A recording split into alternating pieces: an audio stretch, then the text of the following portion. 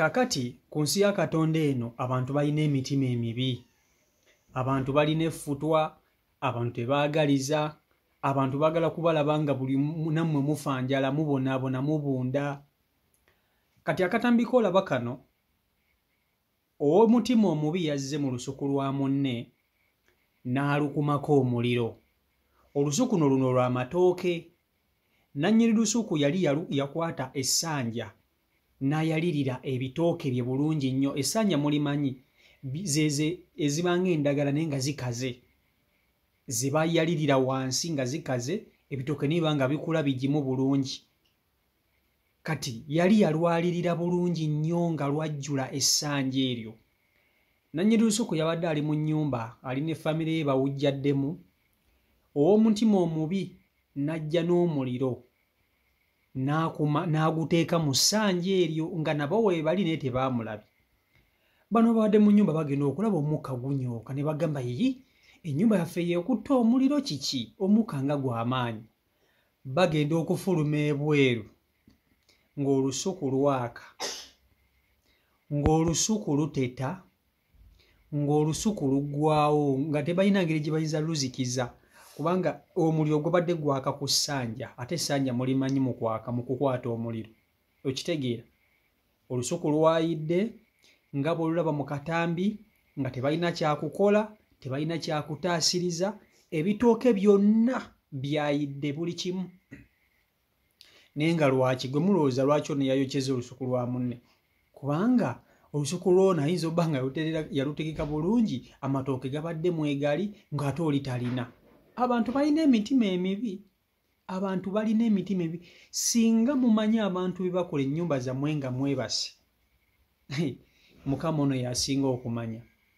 Mukama yekka y'asinga okumanya ebintu ebituukibwa ku mayumba gammwe nga mwebase. Abantu bajja n'ekiro nga temumanyire beekwekweyako, abasezi basera amayumba g'abannaabwe ekiro. Kati be bannayuganda balina emitima emibi. Njagala nsooka nkutuuseko akatambi kano okeerabireko olabe omuliro guno engeri gye gwatandiseemu nga baakagukuma paka bwe gwayokyeza olusuku luno ne gulumalawo.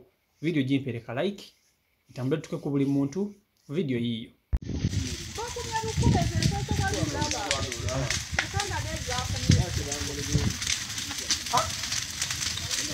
Nsoboga muje tujjewo bujja biswanse eri guleme gatta wano waggulu wo waweddewo oli alabika akumye kasasiro.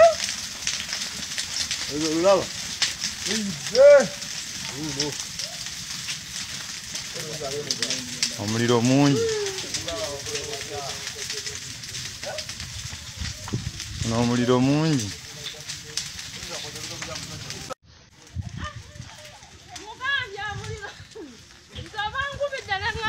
Oyiwa watannayaka iwayase tukyasobola ttaasayi bitannayaka byoba oyiira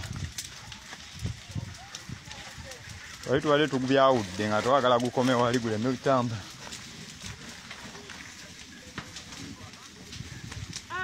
Ebyo bireke maama Loni tutaase biri wano toyinza ttaasa tambula nti otuuke wali Justin ebbaafu.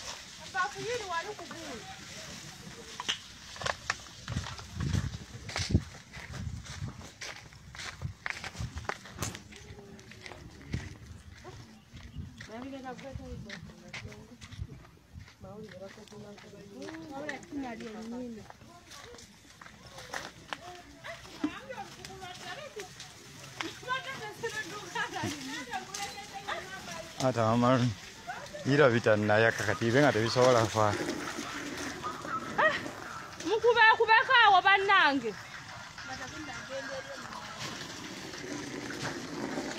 Soko twaleyo yiweko walidde bulungi.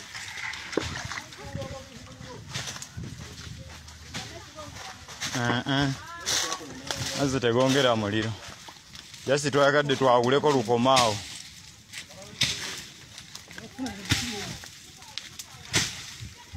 Andi bino bisanso kati olina ne bw'ogukuba gusigala munda ne guddamu ne gusituka.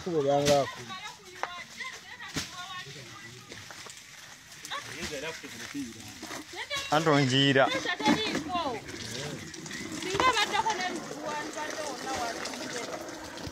So kirungi twawuddeko wali. Soko ngendo oyiwe soko wali.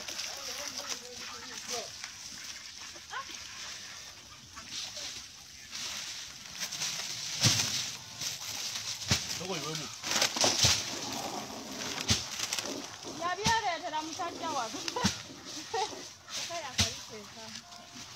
Nabane wali budu. Soko okubaawo. Soko okubaawo owali mujeeri.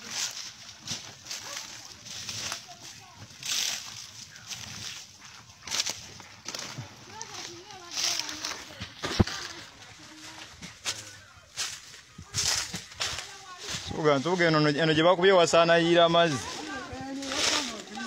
Wasaanayiira amazzi gye bakubye.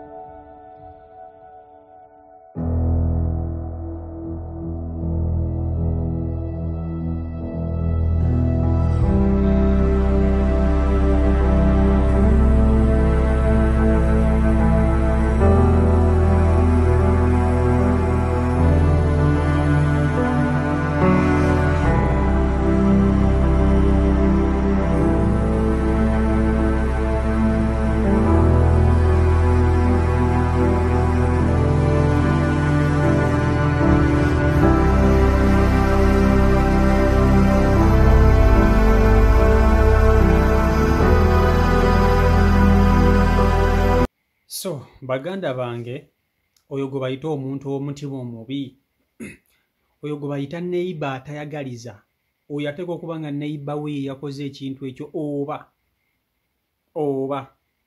nga waliwo nange ku nsi ya Katonda eno abantu ababi basobola.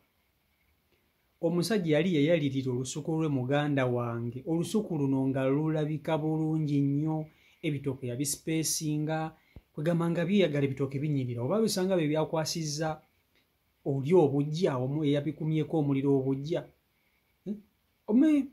Obeeka mbabuulire, ebintu ebinyiiza abantu nga bano mulowooza bingi, ebintu ebiba bingi. Buba buntu butono nnyo obunyiiza bano balabe baffe, buntu butono nnyo. Okola akantu ko musoba n'ekino nga kye kimu, naye n'okola ekyo ne kisukkulumako ko ku kyoli, nekyo n'okiteekamuko ku bisoko ne kinyiiza omuntu ssebo.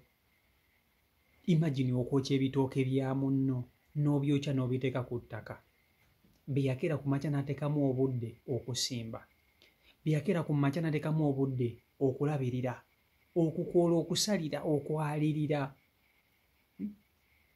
Essanja eryo ddungi nnyo nga balitadde mu lusuku, liyambako ebitooke bino okuba nti bikuuma obugimu. Olaba ezo ensiriŋŋanyi, ezo ensiriŋŋanyi mu bitooke nnungi kubanga ebalirira essanja livunda. Gye likoma vunda, amazzi agaba gayingidde mu bitooke eyo wansi tegakaala, tegayitibwamu musana, kugamba ekitooke kikula nga kirabika bulungi. Y'ensonga lwaki baalirira essanja mu bitooke. Era ojje weegendeza abantu abayunja amatooke, batema endagala zino ne bazaalawo bulungi nnyo nti bwe zikala zirina obugimu bwe ziwa amatooke ago. Okitegeera? So abantu baalirira ensuku zaabwe okuba nti bakuuma ebitooke byabwe okuba nga biri bulungi. Ne gwe n'ova ino ojja n'oyokya olusuku lwa munno, n'oyokya olusuku lwa munno. Ye Bannayuganda temwamba, Bannayuganda muli bantu bazibu nnyo. Bamwe bagezezzaako okutaasa, bagezezzaako okutaakiriza naye nga bataasa ki? Nga bataasa ki? Nga wa omuliro gubadde gw'amaanyi, gubadde gwakira kumukumu, bajjayo akataapa olupayipo bagezeeko okuyiwayiwa ku muliro naye nga wa omuliro gubadde gw'amaanyi nnyo nnyo nnyo nga bw'okiwulira. So mulina okukimanya nti abantu abatukola ebibi ate nno munnange batukola n'ebingi ne byetutamanyi ne byetutalaba. Mubeereyo mu mayumba nga mwebase, naye abantu ababi kimumanyi ebintu bye bateeka ku nnyumba zammwe. Oli n'ajjamu empale n'akwekweya ku nnyumba olw'okuba tayagala mukulaakulane. So Mukama Katonda yekka gwe tuyinza okusaba n'atutaasa ku bantu ababi, otherwise ffe ng'abantu tetulina kye tuyinza kwekolera. So tulina kwesabira nnyo Katonda atutaakiriza abantu nga bano. CEO Michael Uganda YouTube channel kwoli mwebale kuba nti ate mugoberera. Subscribing nga tanaba kutwegattako simanyi ki ky'olinda, era twegattako edda okola omulimu gw'amaanyi nnyini ddala. Mbaagala nnyo mwenna abagyekuumirako, mpeere bulungi, mweraba.